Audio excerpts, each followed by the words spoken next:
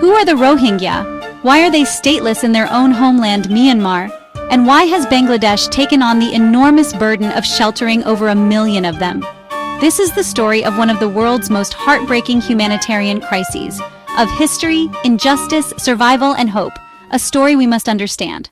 The Rohingya are a Muslim minority who have lived for centuries in Myanmar's Rakhine state. Despite deep roots, successive governments branded them as foreigners. In 1982, a citizenship law stripped Rohingya of legal recognition, leaving them stateless. Tensions escalated. Deadly riots in 2012, and in 2017 the military launched a brutal clearance operation. Villages burned, thousands killed, women assaulted, nearly 750,000 fled to Bangladesh. The United Nations later called the campaign a textbook example of ethnic cleansing, even genocide. The exodus reshaped the region, a humanitarian emergency on an extraordinary scale, from decades of marginalization to mass displacement. The causes are both historical and immediate. When refugees poured across the border in 2017, Bangladesh faced an impossible choice. Instead of shutting the gates, Prime Minister Sheikh Hasina said, "If we can feed 160 million, we can feed 1 million more." Today, Bangladesh hosts over 1.2 million Rohingya, the largest refugee settlement on Earth. But generosity comes at a cost. Forests cut down and ecological damage around the camps. Local volunteers and aid groups step in, supplying food, shelter, and medical care. Host communities strain under pressure, competition for jobs, services, and land. Bangladesh shoulders a burden it was never meant to carry alone. In theory, the solution is simple: return home. In reality, it's nearly impossible.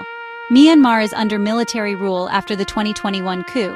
Rakhine remains a battlefield with clashes involving the Arakan army. And the international community is divided. Without strong pressure, safe and dignified repatriation is a distant dream. Until security, citizenship, and accountability are guaranteed, return is unsafe for millions. Half of Rohingya in Bangladesh are children and youth. Their future hangs in the balance. Education often stops at primary level.